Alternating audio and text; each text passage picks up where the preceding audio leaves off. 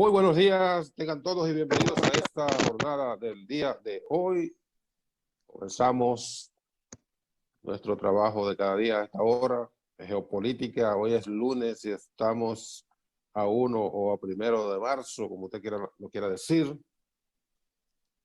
Aquí estamos entonces. Vamos a conversar sobre los temas más importantes de las últimas horas en nuestro país y en el resto del mundo. Como siempre recordamos, geopolítica por todas las plataformas de EN Televisión, incluyendo entelevisión.com para los que están fuera del país, en simultáneo en la naciondominicana.tv y el audio en tiempo real en Samantha Radio Online, que se repite a las 4 de la tarde, y en nuestras redes sociales. Por otro lado está Leandro Campos, que está tratando de resolver el tema del... No, está resuelto, está resuelto. ¿Cómo están, Nelson? Está Buenos resuelto. días. Ahora sí está resuelto. Buenos días. Buenos días para ti, todos los amigos televidentes de Geopolítica.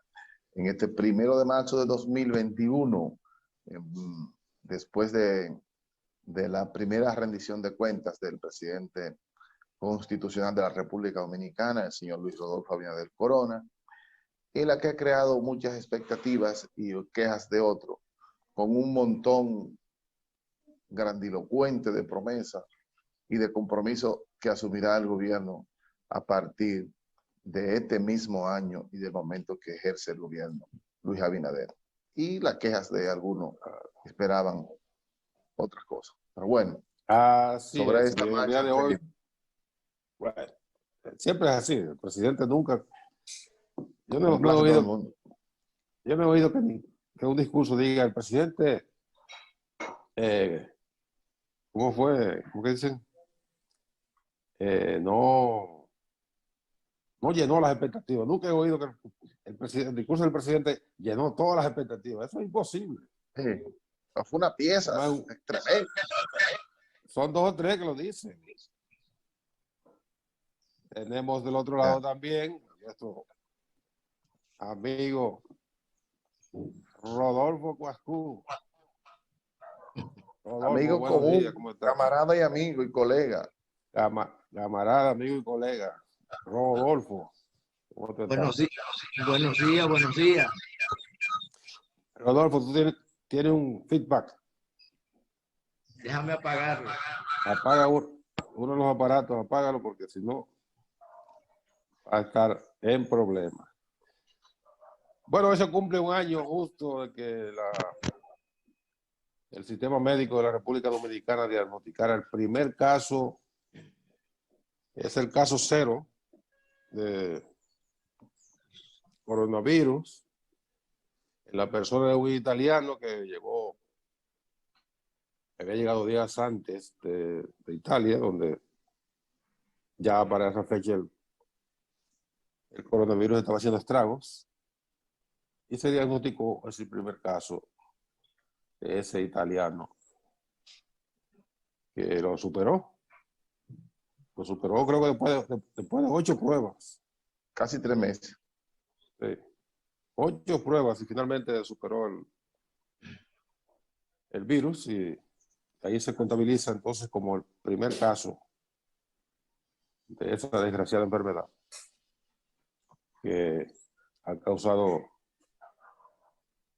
serios trastornos al mundo y a nosotros. Ayer justamente se producía el fallecimiento de una de las glorias del arte del canto lírico en la República Dominicana, el tenor Henry Elay.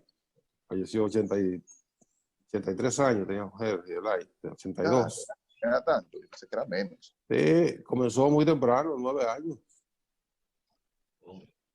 Falleció en el hospital Marcelino Vélez, después de tener una semana y algo ingresado por COVID-19.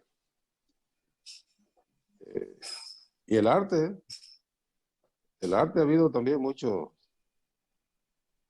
habido muchos fallecimientos por varias glorias del arte ha llevado esta fatal enfermedad del COVID-19. Aunque no fue por COVID, pero en esta misma semana, en el fin de semana, murieron dos personalidades ligadas, vamos a ver, al arte o a la locución, como fue Tito Campuzano, y el otro fue el colega tuyo que murió en los Estados Unidos, que fuera un famoso locutor. Sí. Bueno, pero bueno, la vida tiene que seguir. Sí. Exactamente, la vida tiene que seguir. Así es. Entonces ayer se armó un gran molote en la Universidad Nacional Pedro Enríquez Ureña, cuando un grupo numeroso de personas interpretó mal una información que estaba circulando y esas personas arrancaron para la UFO, se formaron en fila y No relaje. A ponerse la vacuna. no era, sí, pero no era. La información estaba, la entendieron distorsionada, la información estaba bien clara. A partir de hoy, en la UNFU van a operar 20 grupos de vacunación, pero es para personas de más de 70 años que tengan alguna complicación, y también para profesores para las personas De los primera trabajadores línea. de la primera línea. Después de los militares y profesores y médicos, entonces van los envejecientes y los profesores ahora, eso es lo que les corresponde. Oigan bien, no cojan para la UNFU a hacer fila, que no lo van a vacunar. Aprendan a oír. La gente, bueno, a lo mejor el que oyó el mensaje, el primero que oyó el mensaje lo oyó perfectamente, lo que se quería decir. Y de ahí para allá funcionaba entonces la distorsión, cuando a partir de determinado emisor, ya entonces, eso lo sabemos de sobra. El tercero que oyó el mensaje dijeron, están vacunando en la UNFU. Pues sí. Yo me imagino que sí. Y el cuarto, ya tú sabes el otro mensaje que dio el cuarto emisor. Y ahí se armó el molote. Obviamente nadie recibió vacuna porque no estaban vacunando en la UNFU. Y nos estamos encargando, pues, lo estoy oyendo, no cojan para la UNFU, que no lo van a vacunar. Si usted no tiene 70 años y problemas previos, no lo van a vacunar. Así que no vaya a perder su tiempo a la UNFU y después ahí a pelear, que yo tengo aquí varias horas y no me han vacunado. No vaya porque no lo van a vacunar.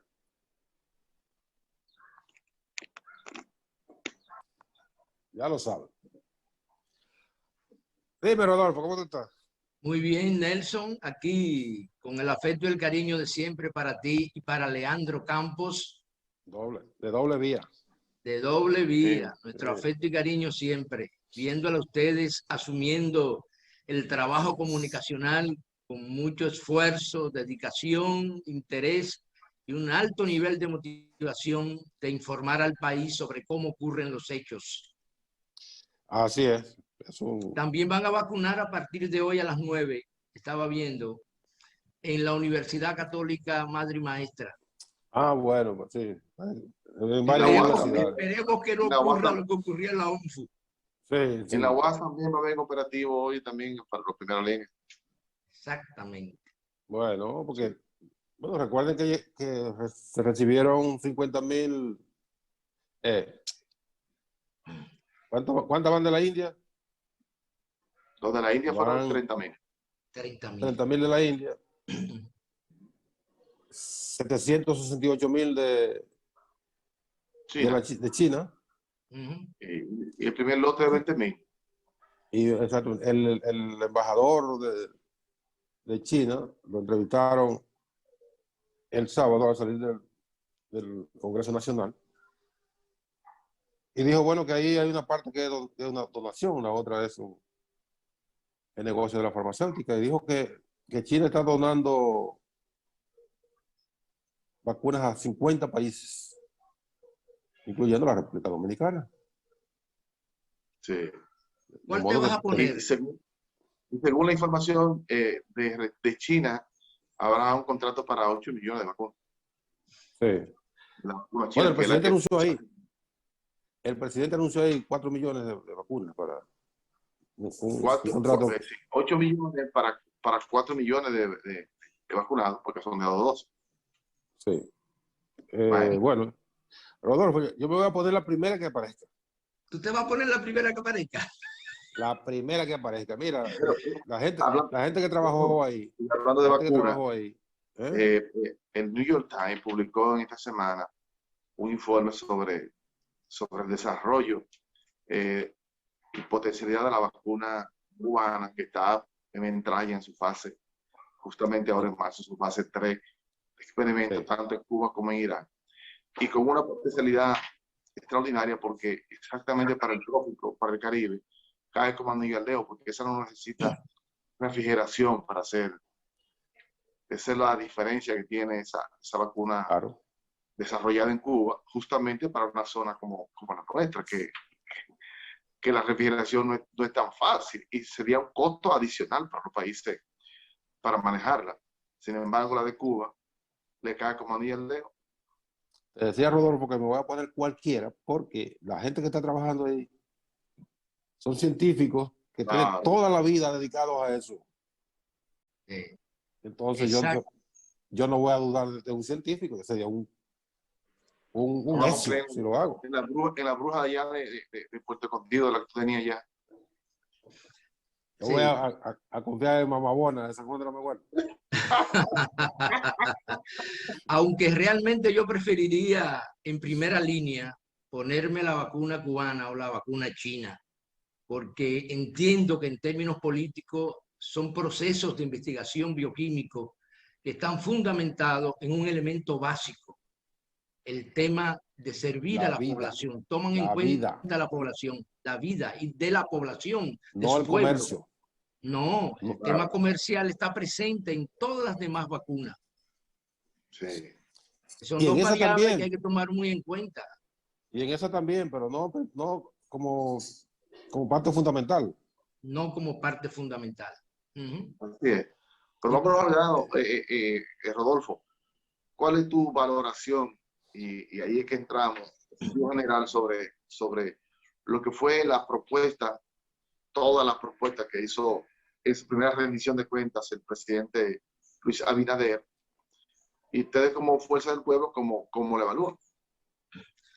Bueno, nosotros como organización política valoramos el discurso del señor presidente de la República en diversos aspectos. En primer lugar, consideramos que el presidente, en su enfoque, hizo un esfuerzo significativo por llevar aliento, elevar el estímulo y elevar el aliento del pueblo dominicano frente a la situación por la cual atravesamos. Sin embargo, nosotros estimamos que el discurso es contradictorio en su enfoque y en sus planteamientos, en el sentido de que mientras por un lado se verifica aún en la República Dominicana una situación económica sumamente difícil en términos económicos y sociales como consecuencia de la pandemia, por el otro lado se verifica en el discurso también un conjunto de propuestas que no se corresponden con la situación económica producida por la pandemia. Por un lado, vemos que el año pasado, como consecuencia de la pandemia, la economía dominicana cayó a un 6.7% y ha sido la caída más estrepitosa y terrible que ha tenido la República Dominicana en los últimos 55 años. La economía cayó a un 5.8%. Durante la Guerra de Abril de 1965 se produjo un estancamiento global a nivel nacional como consecuencia de ese acontecimiento. Sin embargo, 55 años después, la economía dominicana vuelve a caer a niveles estrepitosos. Y esa caída, consecuencia de la pandemia, que heredó este gobierno y que heredó también, aparte de una situación de gestión administrativa desastrosa del pasado gobierno se expresa en que cayeron las remesas, por un lado, descendió los niveles de producción de la zona franca, cayó el turismo, disminuyeron en más de un 50% las importaciones y las exportaciones de bienes y servicios hacia adentro y hacia afuera. Hubo un colapso del sector comercial en más de un 60%. La industria disminuyó su ritmo de producción. Las finanzas, en términos de la política crediticia y de préstamo, disminuyeron significativamente y la agricultura descendió a niveles sin precedentes. Toda esta situación generó un desempleo sin precedentes en la República Dominicana.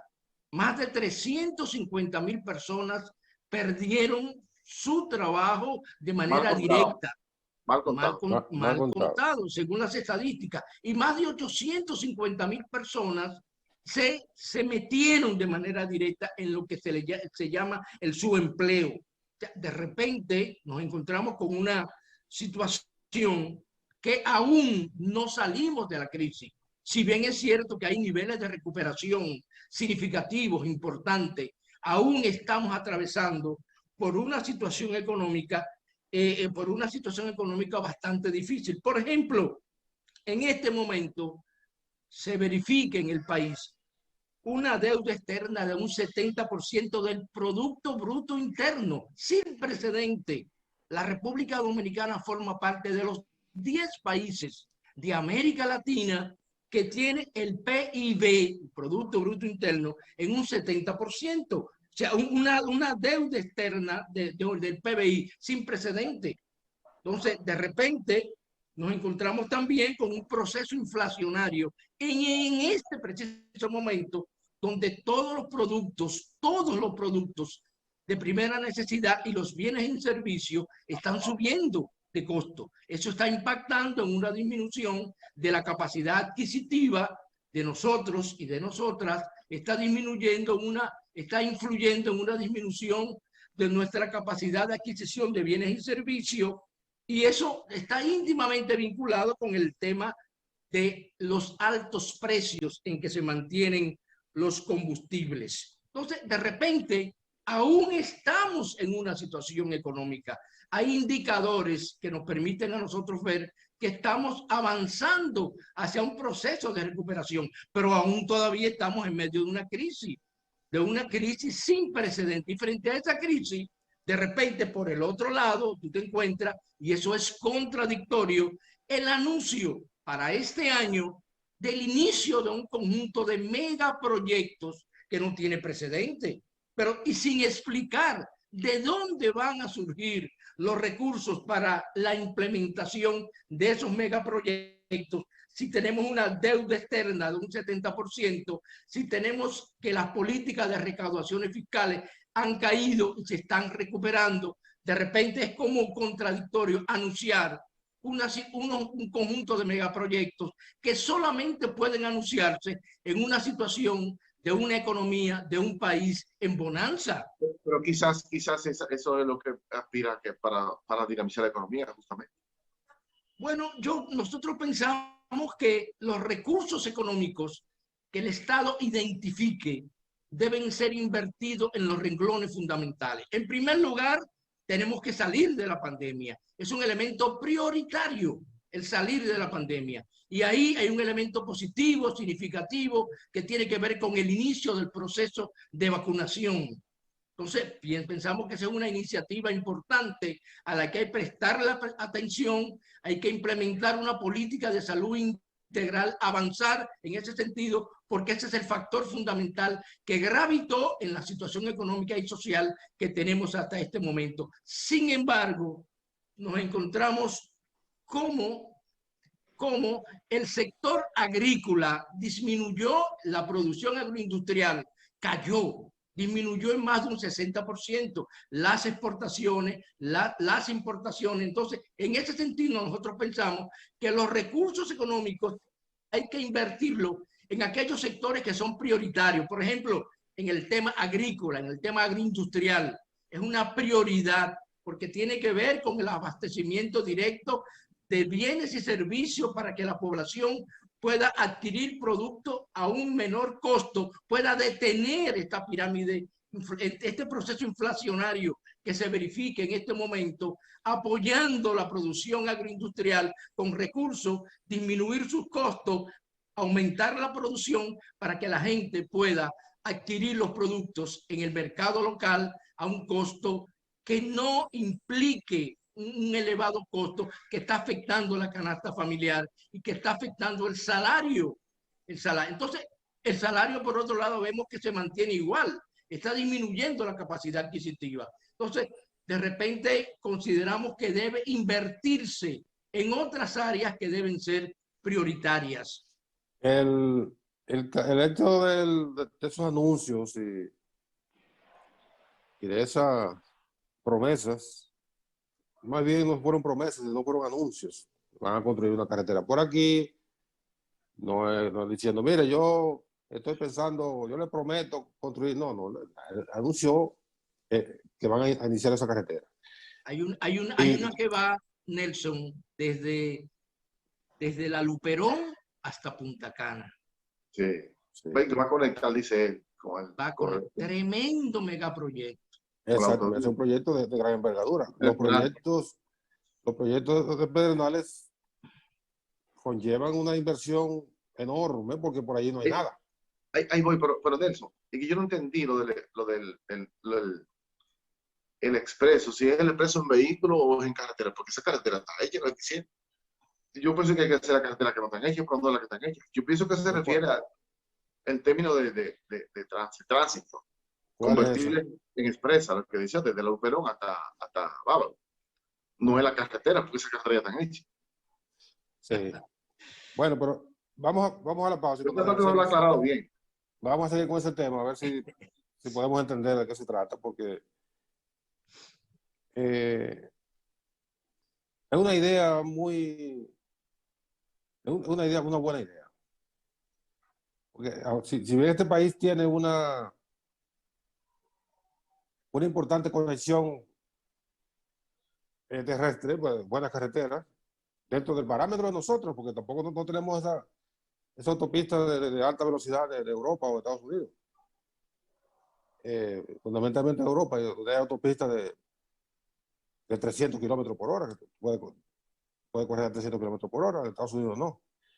Pero las carreteras nuestras son dentro de un parámetro de un país subdesarrollado y una zona, una región que no se caracteriza por grandes vías como somos los países del Caribe. Pero todas estas obras tienen una finalidad, y es lo que quiero dejar es mandar a la gente el mensaje de que estamos en problemas, pero no estamos jodidos.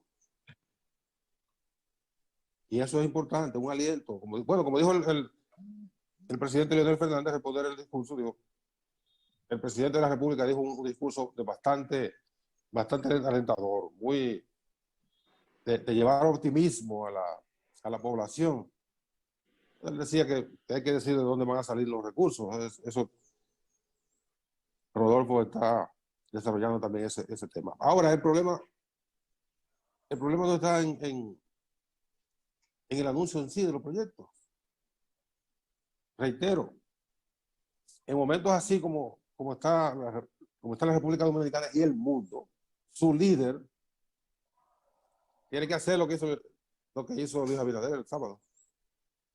Ya. Aliento por lo alto. Vamos a la pausa y venimos a continuar con el desarrollo de ese tema que es muy importante.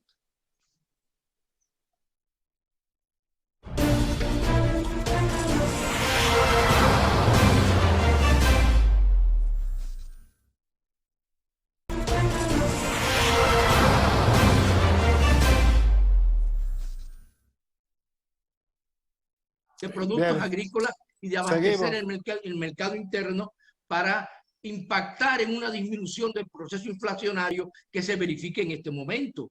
Un discurso como ese no puede darle la espalda a que en el Vox Populi, la opinión pública, en cualquier esquina se habla de que los costos de los productos están subiendo. Usted tiene que detener ese proceso inflacionario. dedicando recursos a la producción agrícola y dedicando recursos para exportaciones para el mercado externo. Entonces, y también apoyar el sector industrial. Mire, más de 5.000 empresas de diferentes categorías, pequeñas y medianas empresas, sucumbieron como consecuencia de la pandemia. El Estado tiene que asumir la responsabilidad de inyectar recursos para que esas pequeñas y medianas empresas puedan resurgir de nuevo, porque son fuentes de empleo, son fuentes de servicios, creadoras de bienes y de alguna manera contribuyen a rehabilitar la economía. Lo que pensamos es que los recursos económicos que podamos identificar para esos megaproyectos puedan invertirse en proyectos más pequeños, pero en las prioridades del turismo, de las exportaciones, de la industria, del comercio y de la agricultura, para mejorar la situación del desempleo. La gente no más habla en dice, las cosas están, todos los días suben y un desempleo terrible. Entonces hay que impactar en eso para mejorar la situación. Y sobre todo tomar en cuenta, Nelson y Leandro, que los recursos para esos megaproyectos no pueden venir, no pueden auspiciar nuevos procesos de endeudamiento externo, porque ya tenemos un 70% del PBI. ¿Y dónde vamos a llegar? ¿Y de dónde tú crees que va a salir? Pero las perspectivas son difíciles, porque cuando nos metamos en un 80% en la deuda externa, en un 90%, entonces todo el dinero en términos de recaudaciones, una parte importante de las recaudaciones fiscales del Estado van a ser para pagar deudas. Eso una deuda directa que vamos a bajar la deuda, no fuera nada, sino para pagar intereses, porque la deuda sigue aumentando. Exacto.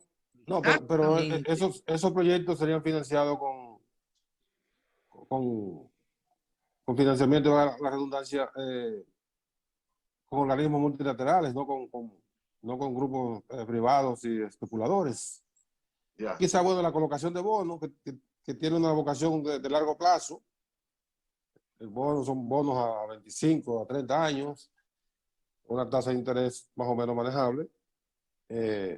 Tal vez servirían un poco, pero financiamientos a través del BID, a través del Banco Mundial, del Fondo Monetario, etcétera, bilaterales de gobierno a gobierno, de Estado a Estado. No, eso no es tan gravoso, aunque sí hay que sumarlo al conjunto de la deuda, pero su impacto en las finanzas públicas es mucho menor, porque no son financiamientos especulativos. Hay un aspecto importante sobre eso, y es el que tiene que ver con el tema de los combustibles, del costo de los combustibles, y a quién está beneficiando en términos económicos todo este tema relativo a los combustibles en la República Dominicana. Entonces, y eso vinculado también con el tema del pacto eléctrico, que en el discurso no se refirió. La firma del pacto eléctrico, el tema de los combustibles. Rodolfo, sí. Ese pacto duró años para firmarse. Sin embargo, no se ha firmado porque lo que constituyó la reforma del Estado que se hizo con las empresas públicas fue un total reparto en beneficio de los sectores de siempre. Y ahora se firmó el pacto contrario al sector más importante, que es el que consume, no al que es dueño del negocio. Y el Estado, como un ente regulador, decidió ponerse de lado de una parte.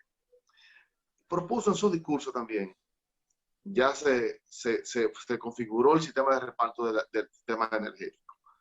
Propuso también un pacto para el agua. Sí. También poner en manos del sector privado la administración del sistema de agua del país.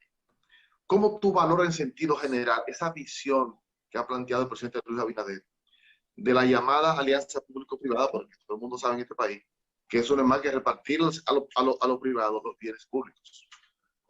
La política estratégica del gobierno del presidente Luis Abinader de alianza público-privada es una política que tiene como componente fundamental una alianza para favorecer en lo fundamental al sector privado, tanto en el tema de la electricidad como en el tema del agua. pone en manos del sector privado más del 70% de los beneficios que en términos de gestión va a producir tanto el tema energético como el tema de los combustibles, como el tema del agua. Entonces, de repente, una política así no posibilita que el Estado pueda aumentar significativamente sus recursos para apoyar procesos productivos de bienes y servicios en el país. Entonces, en ese sentido, pues, nosotros pensamos que los acuerdos a que se ha arribado en el pacto eléctrico desfavorecen a la población en términos del costo de la energía que nos llega. No hay una política dirigida a disminuir gradualmente los costos de la energía que pagamos mensualmente en nuestros hogares. Por el contrario. La fuerza firmó. Bueno, nosotros firmamos el acuerdo. Ciertamente lo firmamos por lo que decía Leandro hace un momentito. Es mucho los años que han transcurrido. Sin embargo, en lo personal, yo de manera particular no hubiera firmado. No estoy de acuerdo concretamente. Pienso que no debió asumirse ese compromiso, porque de alguna manera es un compromiso que beneficia al sector privado en lo fundamental. Y el Estado, como ente regulador, debe avanzar hacia la implementación de una política de gestión administrativa y gerencial del tema eléctrico, del tema del agua, poniendo en primer lugar que esos bienes y servicios, concretamente electricidad y agua, le lleguen a la población con la calidad necesaria, con el sentido de oportunidad y a un menor costo de manera particular. Bueno, el tema es que el pacto eléctrico tiene ¿cuánto? Muchísimo tiempo de batir. Los motivos que han impedido que se firme están igualitos. Forma parte de la Estrategia Nacional de Desarrollo. Sí. Que mandaba esos 3 grandes pactos. Y el pacto fiscal también. Eléctrico, fiscal y educativo. Sí. Claro, en la educación se firmó porque no hay intereses privados en el asunto de la educación. Pero yo interpreto esta firma como destrabar un asunto que está bloqueado. Y bueno, le echaron un poquito de un aceite que vende que afloja la cosa. Firmaron eso y se aflojó, se destrabó. 30 segundos, Nelson. 30 segundos. Continúa. Ok. Entonces, lo que hizo fue, con ese pacto, con ese acuerdo, viabilizar para que en un tiempo relativamente rápido se vuelva a discutir para ampliar el contenido. Eso es lo que yo creo. Ojalá que se puedan incluir. Y esa es la parte positiva que yo le veo nada más. Sí. Ojalá que se abra el debate para incluir las medidas, es decir, los puntos que el propio PRM rechazó en varias ocasiones. Yo no creo que han desaparecido ahora. Y el argumento de decir que ellos están impulsando esos puntos ahora desde el gobierno no es más que una defensa infeliz de lo que se ha firmado, porque el pacto eléctrico no tiene nada que ver con las otras acciones que pueda hacer el gobierno. Además, si lo hace fuera de lo que es el pacto, no tiene sentido, porque un pacto es un acuerdo para el manejo de una área X de algo importante, estratégico, como es el caso de la electricidad, que por demás se ha manejado de manera desastrosa en República Dominicana, dejándole al Estado, es decir, al propio pueblo, una deuda del tamaño de este tamaño, ¿verdad? Sin embargo, dejándoles grandes beneficios a un sector pequeño, mínimo de siempre, que tiene bajo eso el control, inclusive llegando al punto de provocarle apagones financieros al Estado dominicano, al gobierno. Claro, eso no puede ser posible. En manos de esos chantajistas, no puede seguir el sistema eléctrico otra vez bajo ese control. Ellos tienen la llave. Otro tipo de control. No puede ser bajo esa mano. Así no. Un subsidio oneroso. Pero ven acá, claro. Pero eso lo paga la población, porque eso es deuda. Miles de millones, claro. Ahora, la población, una parte de la población tampoco paga el servicio energético. Hay que subsidiarlo. Pero ¿qué quieren? ¿Qué quieren? ¿Qué es lo que tienen? ¿Cuál es el meollo fundamental del paro? ¿Cuál? Que el Estado invierta en la recuperación, es decir, en tener los mecanismos efectivos para que ellos cobren todo lo que merecen cobrar. Oye, pero así sí es bueno, pero que el Estado, para que lo invierte el Estado. Ajá. Porque es un negocio. Es un negocio, Leandro. Sí, pero un negocio tiene que ser, tiene riesgo también, pero ahí hay cero riesgo.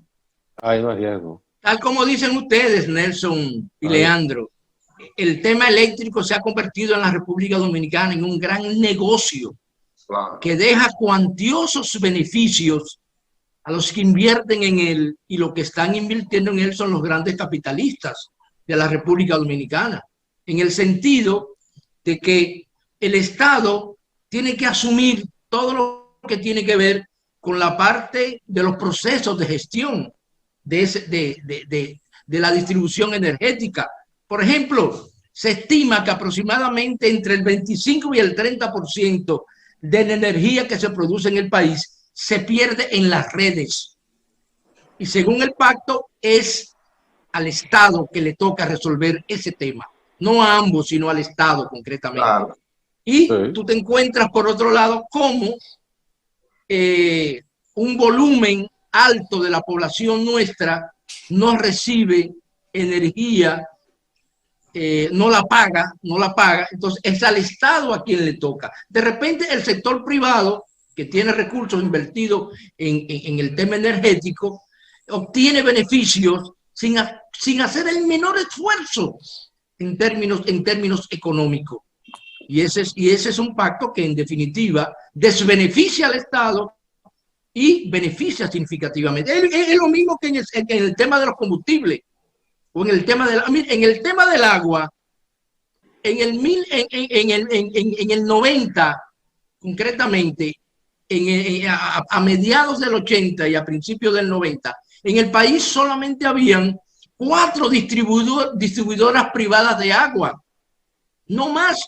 Y ahora, en este momento, en todas las provincias del país, nos encontramos con que hay 1, 2 y 3 compañías privadas distribuidoras de agua que fabrican, que venden agua. Pero se ha convertido en un gran comercio. Pero ese es el concepto económico de la oportunidad. Si hay negocio, el que tenga el capital lo va a invertir donde hay oportunidad de negocio.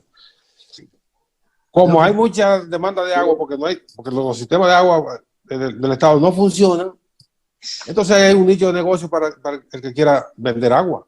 Sí, pero ese nicho, es por eso que hay 350 plantas envasadoras de agua. Pero ese nicho, Nelson, de negocio surge a partir de un descuido y de un no asumir la responsabilidad por parte del Estado frente al tema del agua. Si el Estado no le garantiza a la población que el agua le llegue a un bajo costo y le llegue con sentido de oportunidad, de repente, en la mayoría de los sectores del Distrito Nacional y de la provincia de Santo Domingo, acá, el agua llega 2 veces a la semana. Por ejemplo, en el sector donde yo vivo, en San Carlos, en ese sector viene los jueves y los domingos. Únicamente, después no hay agua a otro día. Entonces, es una situación que el Estado no ha asumido con responsabilidad lo que tiene que ver con el manejo, la gerencia administrativa de este proceso. Le ha dejado que el tema agua, que es un bien de servicio prioritario, se han apropiado el sector privado. El Estado ha abandonado ese tema en términos reales. Mira, con el tema del combustible se produce lo mismo. Vamos a la pausa. Vamos a la pausa y te dejo ese tema para cuando regresemos. Yo creo que es interesante que veamos el tema de los combustibles, porque yo he visto datos que me han dejado sorprendido sobre eso. Vamos a la pausa y regresamos de inmediato a continuar conversando con nuestro invitado del día de hoy, Rodolfo Huascu.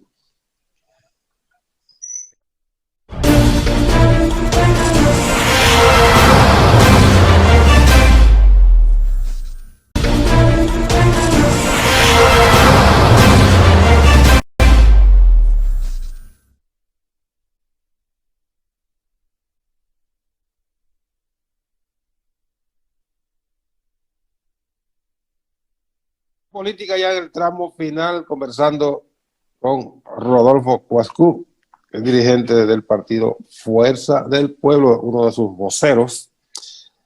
Antes de la pausa, tú dabas una pincelada ahí al tema de los combustibles. Sí. Es un tema muy complejo. El presidente habló que va a revisar la ley 112-00 que establece la fijación de precios por, semanal.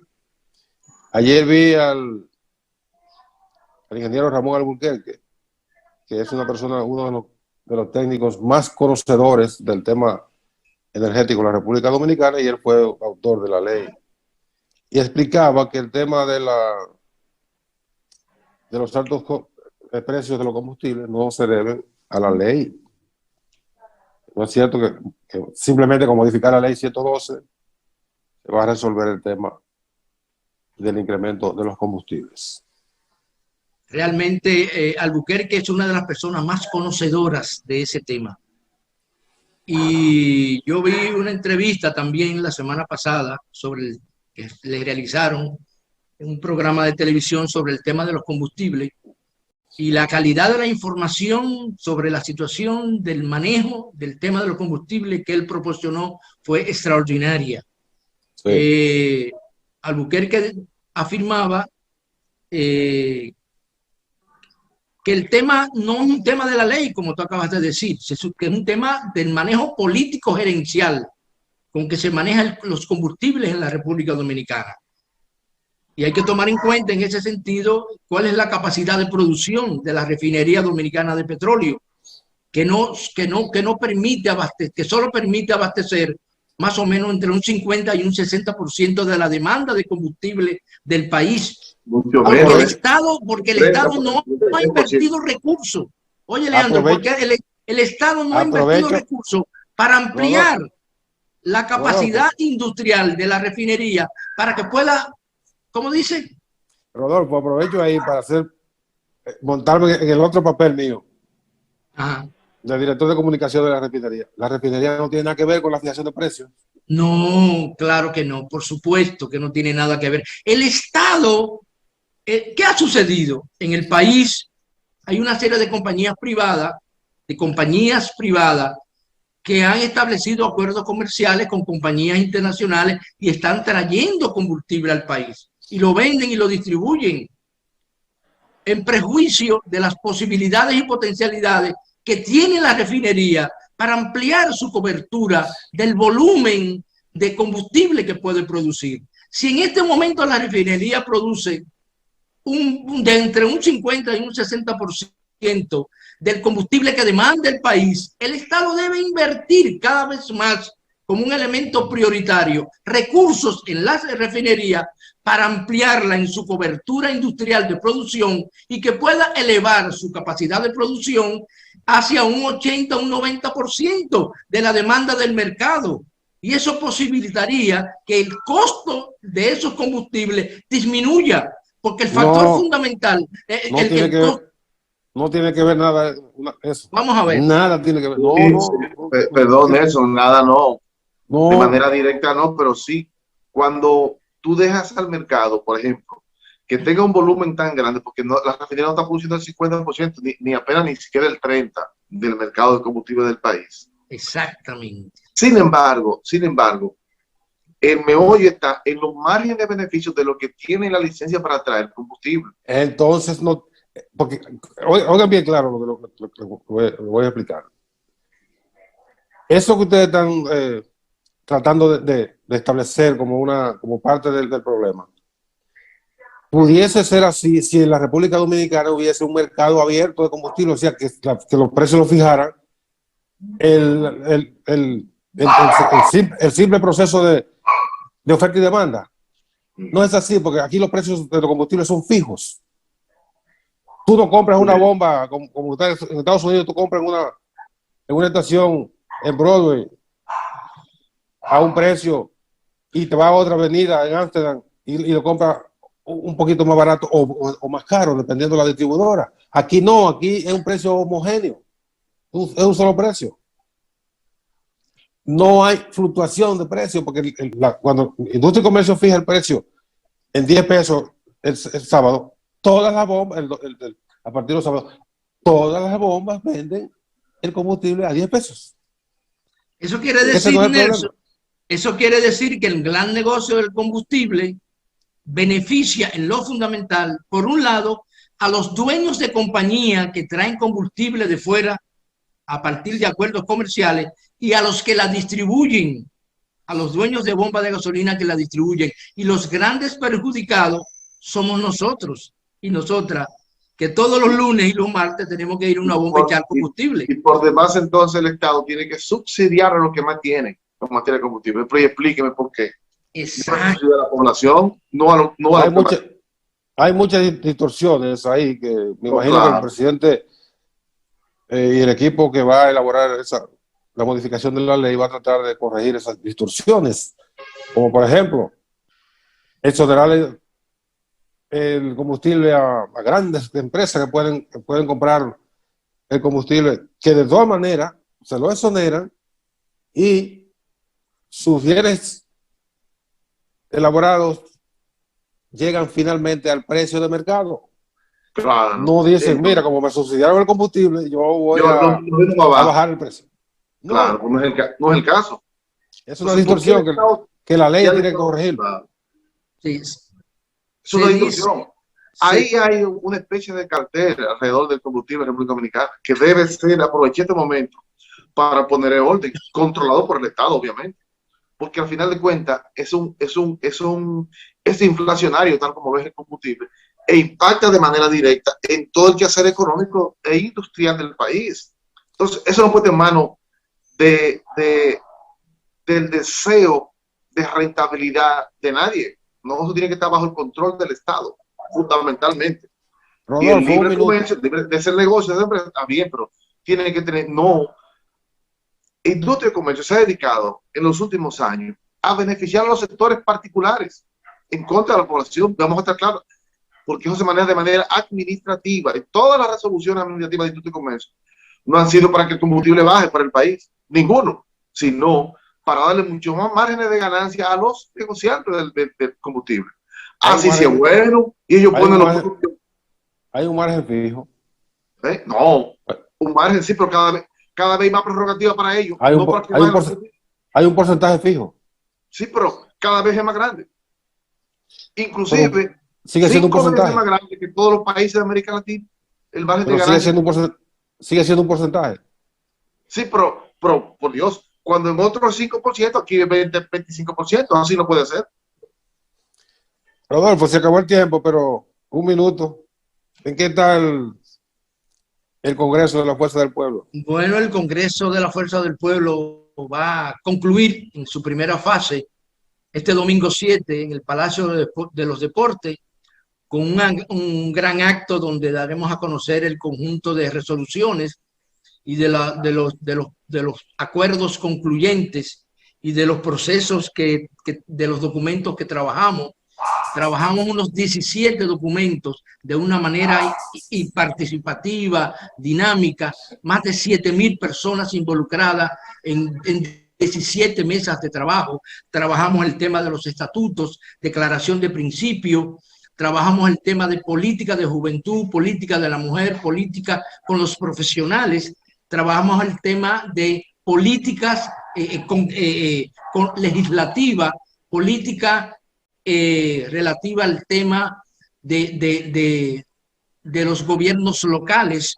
Y de esa manera, ese conjunto de documentos va a potencializar a que una organización como la nuestra, la Fuerza del Pueblo, pueda asumir la política con mayor sentido de responsabilidad y claridad en términos de lo que debe hacer a partir de lineamientos, políticas y estratégicas que van a permitir que las cosas que hagamos tengan una mayor incidencia y un mayor impacto. Es importante destacar, quiero destacar finalmente, que todas las semanas que la Fuerza del Pueblo, en los últimos 4 meses, hemos tenido un crecimiento extraordinario en términos cuantitativos. La cantidad de personas que está llegando a nuestra organización cada vez aumenta de forma significativa.